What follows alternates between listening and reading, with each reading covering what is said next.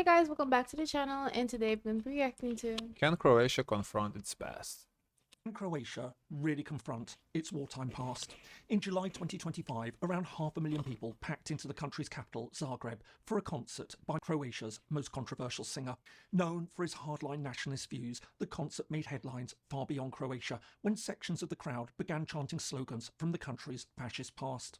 But while the government was quick to downplay what had happened, many saw it as yet more evidence that Croatia still hasn't fully come to terms with its Second World War history.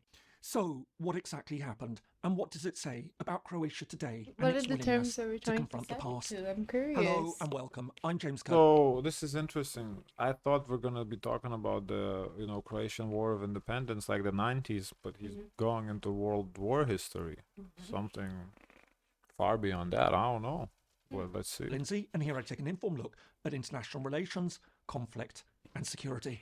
The truth is that many, if not most countries, have dark chapters in their history, whether it's war, genocide, ethnic cleansing, or colonialism. But what really matters is how they choose to deal with that past. Some countries confront it head on, openly acknowledging past crimes and seeking to make amends. Others are less willing to do so, sometimes going so far as to deny any wrongdoing whatsoever. But in many cases, the reality falls somewhere in the middle. The past may be officially condemned, but elements of it still find a place in public life, often celebrated, whether openly or subtly. Croatia is a good example. For many years, observers have pointed out that the country has struggled to come to terms with its role during the Second World War. While the country's fascist regime is condemned in official statements, many believe that there's still significant sympathy for it amongst the general public, and that the authorities have been reluctant to tackle this sentiment directly. The Republic of Croatia sits in southeast Europe. With a coastline on the Adriatic Sea, a part of the Mediterranean, it borders Slovenia, Hungary, Serbia, Bosnia and Herzegovina, and Montenegro. With a population of just under 4 million, the overwhelming majority identify as ethnic Croats. However, the country is also home to several minority communities, including Serbs, Bosniaks, Hungarians, Italians, and Roma. The Croatian people trace their roots to Slavic tribes that settled in the Balkans during the early Middle Ages. Over time, they established their own kingdom, but by the 12th century, this had been absorbed into the Kingdom of Hungary and later into the Habsburg Empire, which in turn evolved into Austro-Hungary. Despite centuries of foreign rule, the Croats nevertheless managed to maintain a distinct political and cultural identity. This started to assert itself more strongly in the 19th century during the rise of nationalism within Europe. As countries like Greece and Serbia gained their independence, Croats began pushing for greater autonomy within Austria-Hungary. This momentum was further fueled by the idea of Pan-Slavism, the belief that all South Slavs, including Croats and neighbouring Serbs, should unite. For many Croats, this offered a way to break free from Austrian and Hungarian rule. That chance would eventually come at the end of the First World War. As Austria-Hungary collapsed, the Kingdom of Serbs, Croats and Slovenes was created in 1918, and 10 years later, in 1929, became the Kingdom of Yugoslavia. But while the new country was meant to be a union of Can you go back to the map? became the Kingdom. There's Yugoslavia, but then here orange is Serbia. I thought. Serbia is part of Yugoslavia. So why is it highlighted in orange? I will tell you. Let me make this bigger so the legend I can see. Okay. Okay, so Oh. Serbia, I think it says from 1913. It was, I guess, formation of Yugoslavia. So it was first state, and then they amended all in the darker yellow. Okay. And But then it was a part of Yugoslavia. yeah, it was. It was just the first one, years earlier than others. Kingdom of Yugoslavia. But while the new country was meant to be a union of equals, from the outset, tensions emerged between the Croats and the Serbs. While they spoke what many classified as a single language, Serbo-Croat, the two groups nevertheless had different histories, cultures, religions, and political goals. For example, while the Croats were Catholic and had been part of Habsburg Central Europe, the Serbs were Orthodox Christian and had spent centuries under Turkish Ottoman rule. Moreover, many Croats felt marginalised living under a Serbian monarchy and a Serb-dominated military. As a result, frustration grew, and by the 1930s, some Croats were turning to more extreme ideologies, including fascism.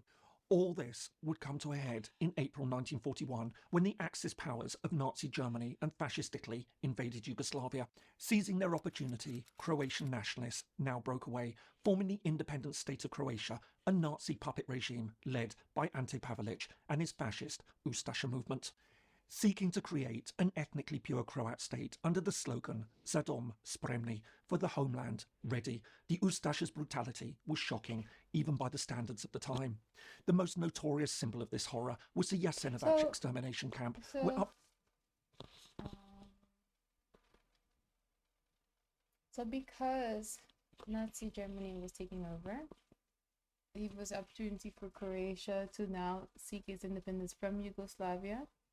But by joining Germany. By joining Germany. Not joining Germany, but becoming allied. So they kind of have like, the big brother watching their back. So Serbia don't try to fuck with them. I wonder if there's any trade-off to say, okay, you're gonna become an ally. Do you give up like some powers? Because then I would still allied to what? Allied to Germany? Yeah, because I would still think it would be under German control. I think what you give up is because you know how we saw Germany advance through Greece. Well, that's what you give up. You allow Germans to come through.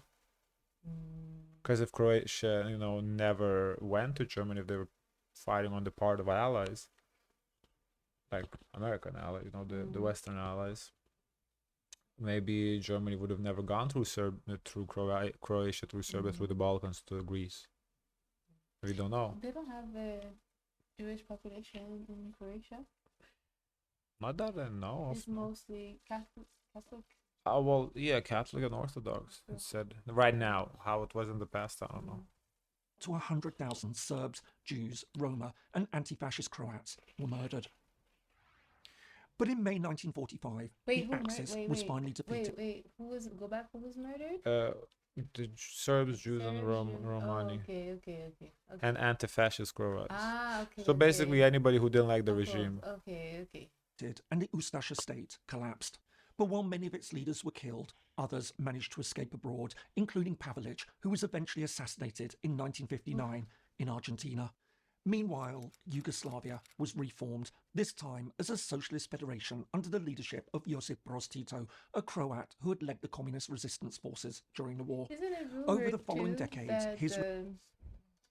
Hitler, he fled to Argentina too? Oh, what's special? Argentina is the hub.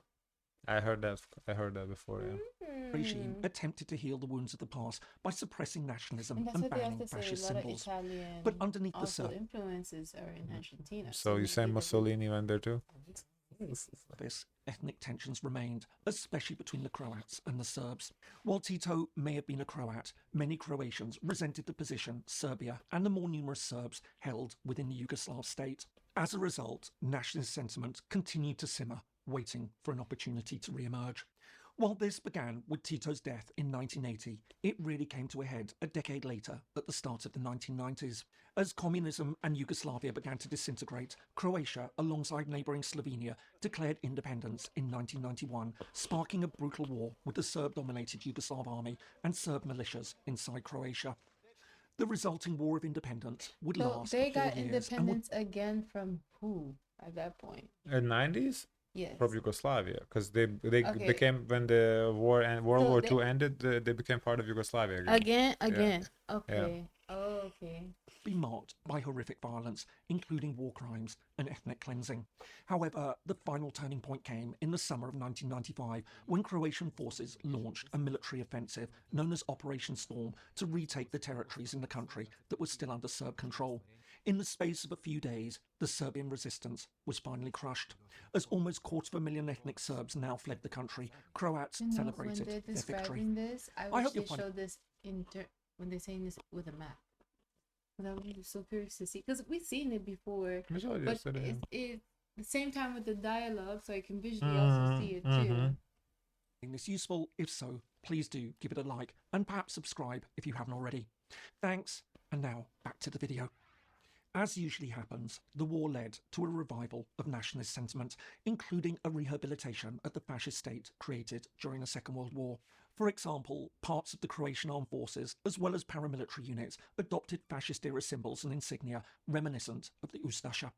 But while the issue of war crimes became important over the following years, leading to several high-profile international trials, the revived legacy of the fascist era proved trickier to tackle. For example, while overt Ustaša symbolism was effectively banned, it wasn't uncommon to see memorabilia openly for sale. Likewise, while the courts ruled that the slogan "Za dom spremni" amounted to hate speech and was incompatible with democracy, it was rarely punished.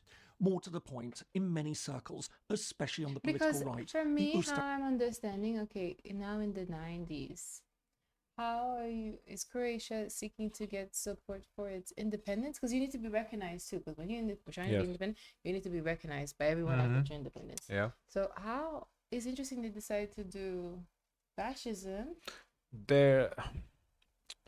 Because to me, that's like how now you get support. Because now you could get war crimes. You've seen charges before. I don't think they were trying to do fascism. I think they were using the same ideology because that was like the nationalistic ideology. It's just I think there's a thin line where patriotism goes into fascism.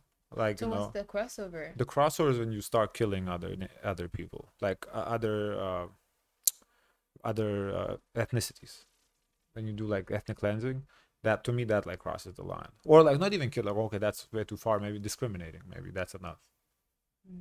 I think if you just patriotic, if you love your country, you know, want your country to get independent, there's nothing wrong with that whatsoever. I think you have that right. If you start hurting others for your because like other innocent people, not like you starting hurting other soldiers who are occupied, that's part of the fight. But if you like peacefully living Serbs in the territory, if you start hurting them, it doesn't look good. That is ethnic cleansing, and that's where you cross the line into fascism. And you turn into almost like to the enemy, essentially. Yes, it's basically two wrongs don't make right. That's what it becomes at that point. Yeah. So it's that line for me. So instead of like the alternative of like saying requests like going to the ICJ, the crime international court, court, and say, we place our request to get back our land, and let's go through this process, have communication set up, let's sit at the table and talk about this. They say no, we just gonna take it. No. So what it seemed was, remember yesterday that Croats were talking and they were already conceding the land to Serbs, but Serbs wanted more. Remember, Croats were saying, okay, we'll allow you but they said no. But that's not, I'm thinking the timeline of, okay, where did because right now we're at in 90s. Attack people, okay, but now you say we're gonna ethnic cleanse and attack people. Well, I think ethnic cleansing was in the Second World War, not in the 90s.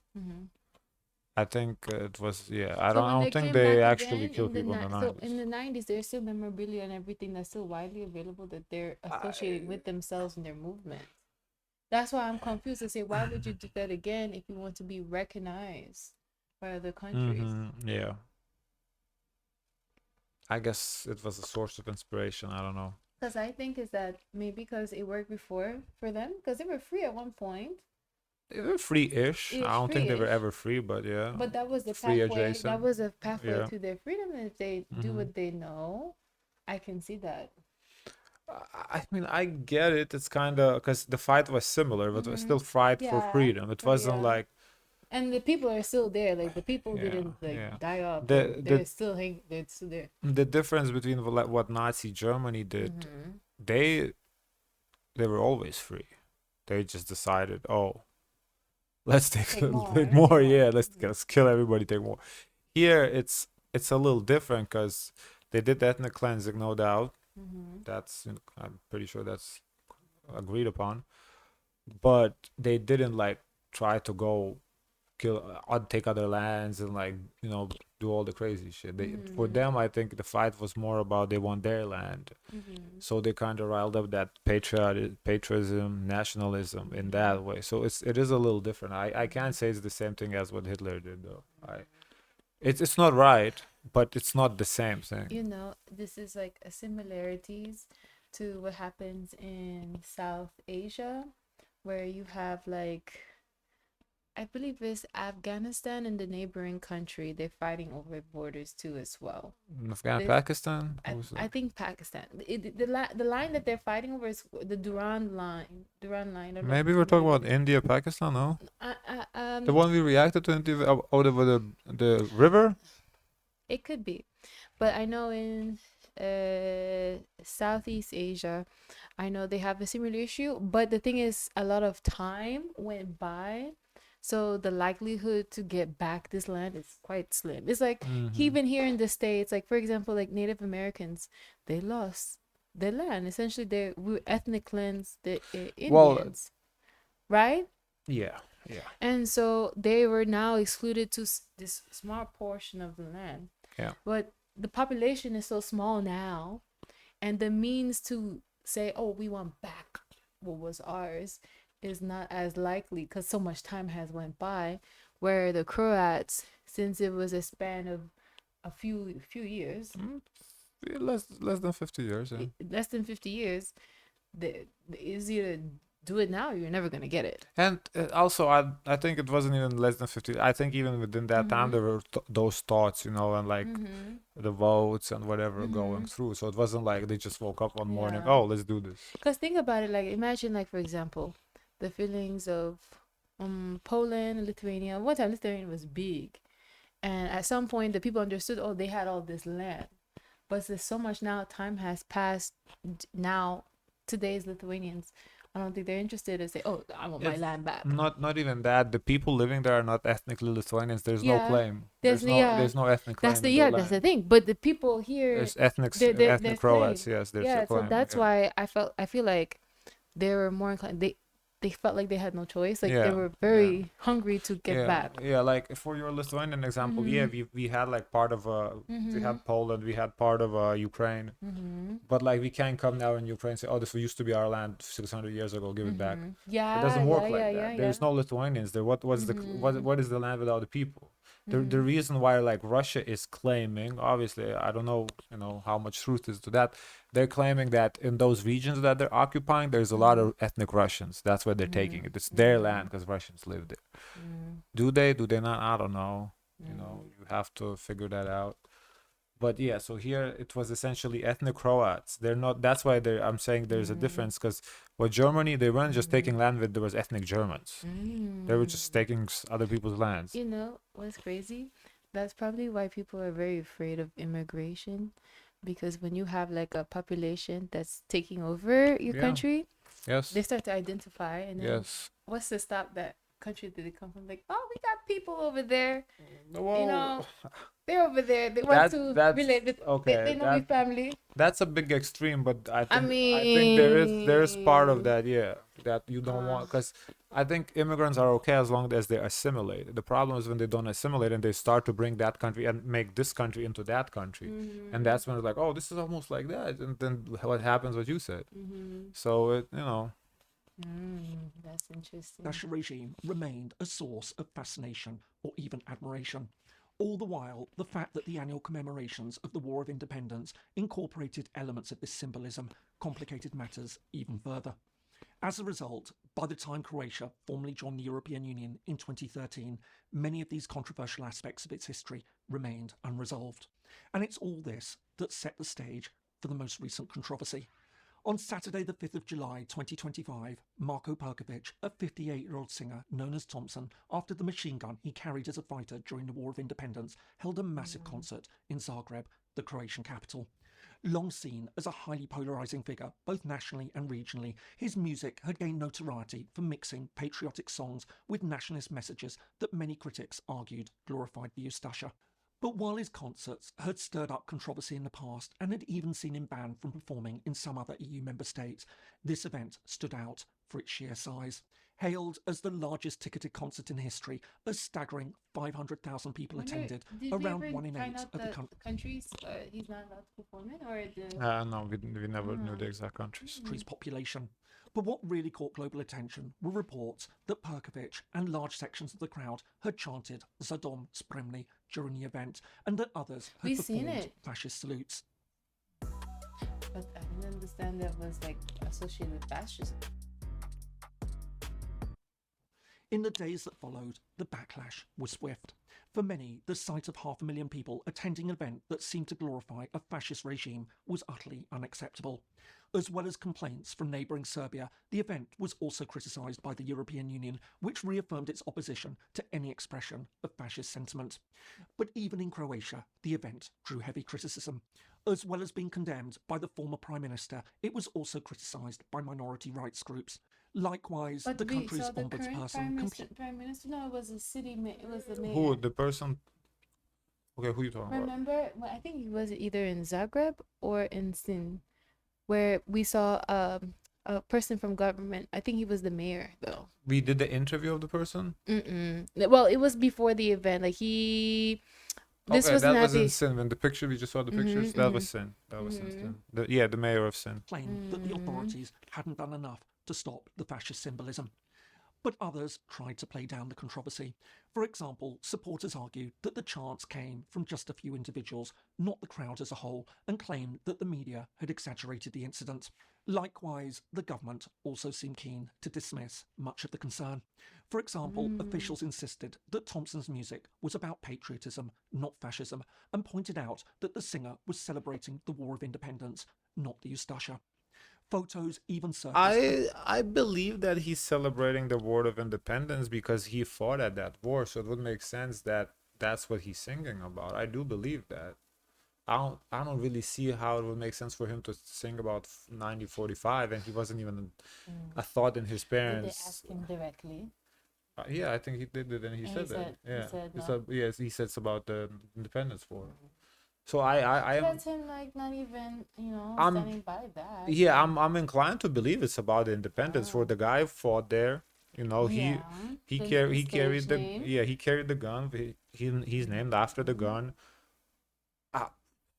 Unless he comes out and says something along the lines that he supports Ustaša regime and like the Nazis or whatever, I don't think it's right to say, oh, that's what it's about. But I don't think it's far off to not draw like parallels to say, fair enough. This is kind of like teetering on I think that's fair. I think it's fair to acknowledge that it's teetering a danger. But I think the way to shut down that criticism is if he condemns that. If he comes out and condemns, says no, I do not support that. I support patriotism, not fascism. If he comes out and says that, I think that's where he draws the line, and then you cannot blame the guy anymore. Because he still has there's still some symbolism that is still very much present. That is gonna be hard for people to convince, because you have to convince them with their eyes too, and they have to see it, they have to hear it, they have to feel it. And he's only saying one thing, but his actions, it kind of...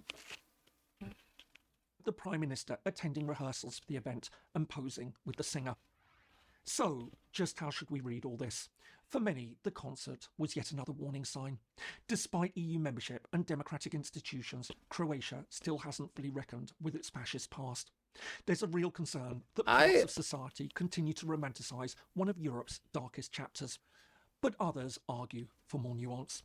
Yes, Thompson has a following, and yes, some of the attendees... Because we've seen other countries, they completely denounce using these symbolisms. Completely. Right, that's what I was going to say. I just wanted to finish the video, but since you brought it up, I think the difference between like Germany and Croatia is Germany is like... Absolutely. It's so illegal, you're going to prison. Yeah. In Croatia, it's illegal, but nobody cares.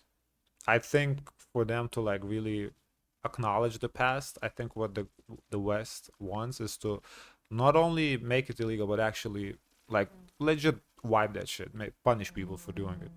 I think that's what the West wants, and I think at that point we can say, oh, they reckoned with or dealt with the past. The Ustaša, but they argue that many ordinary Croatians are appalled by these displays. While this may be true, the fact still remains. When 500,000 people turn out for a performer with this kind of reputation, it raises serious questions, especially when senior officials appear indifferent. And that's perhaps the real issue here. When governments downplay or excuse these things, it sends a dangerous message. At a time when the far right is gaining ground across Europe, events like the Thompson concert, which had such massive support, will be widely seen as yet another reason to be deeply concerned about the direction that politics is taking across the continent. I hope you found interesting. Yeah. I mean, I don't think that, like there's so much cause for concern to a point where like, oh, we just need to be sitting here worried that Croats are gonna come and take over Serbia. I don't think there's anybody like in their right mind thinking that at all. I think that's not a concern at all. It's just I think it's more about making it right, for what you have done, which is hold that thought. I just read the comment. The real question is, can England confront its past? I was talking about that. Now that is the real question. Can America can we confront all the slavery that's been done? I feel like they're asking Croatia, but Croatia say, and you. I mean, they're not wrong though. How many? Little me, I just want my, what I already had that I felt was but extra. England came here, took the lands, brought the slaves. I mean, it's the video is about Croatia, and it's easy to pick on Croatia, but when you look at history, it's like there's countries that have done a lot of wrong, so much more wrong than it's Croatia. Just that, when we make a law now, we're making now punishment for future. Rarely we go back and say, okay, let's correct the past. Okay, because it's very tricky, very dicey. So it's very hypocritical in that same sense too as well, because where do you draw the line? That's why they gave the solution of Serbia, Croatia. You both can cut your losses. I think that's the solution. Was we kind of what it's like basically as we watched yesterday. Both committed war crimes, genocides, whatever. Y'all even move on. I think that's. I mean, it's not exactly fair, but I don't think there's any better solutions because what you're gonna go. No, because if they address more to it, then they have to. What about? Then you have to start pointing fingers because there probably isn't one country that have their hands clean. You said a president. Yeah, you can't say like, oh, France has the hands. You can't say UK. You can't say America. You can't say Russia. Like, I don't even think Lithuania has their hands clean too. I'm sure at some 500 years ago they did some shit. Not. I'm sure like they took the lands, right? So they did do something. So there isn't. The thing is, why you don't see that you don't see that today is because we kind of made like a truce. Okay, we're part of a team now, so we won't want to live in peace or some sort of peace. So let's make these rules, and everyone has to follow the rules. Yeah, I do think it would be right for Croatia, for one thing, for Marko to come out and say, like, if he hasn't, I don't know, maybe he has, I don't know, but like to make us say, these new videos, they make me feel like he hasn't. Okay. To come out and say that I do not support the Ustaša. Don't make me feel like he hasn't. That I do not support the Ustaša regime. For him to come out and say that would draw a clear line in the sand for me. And two, when you come to my concerts, don't bring that stuff. Yeah. And two is for Croatia as a country not only to like legally outlaw it, but actually start punishing people for selling that merch. Yeah. For selling and using those symbols. I think if they do that, then I think they did as much as they could. I don't think there's any more to do. Like, there's always going to be one or two people that are, you can't control everybody. Like here in the States, we have Nazis too nowadays, like, but it's outlawed as much as you can. Now, if the person chooses to do that, then like that's their prerogative. And look at me all the way in Florida. I'm learning about Croatia. I never thought I would learn about Croatia this deeply. Yeah, so I don't want to like see this and then understand. Okay, this is Croatia. I think Croatia is very beautiful. Has many much to offer. The checkerboard print on the flag, right? Guys, of course, let us know your thoughts. If you'd like, comment, and subscribe. Join the Discord, and as always, share as much kindness as possible.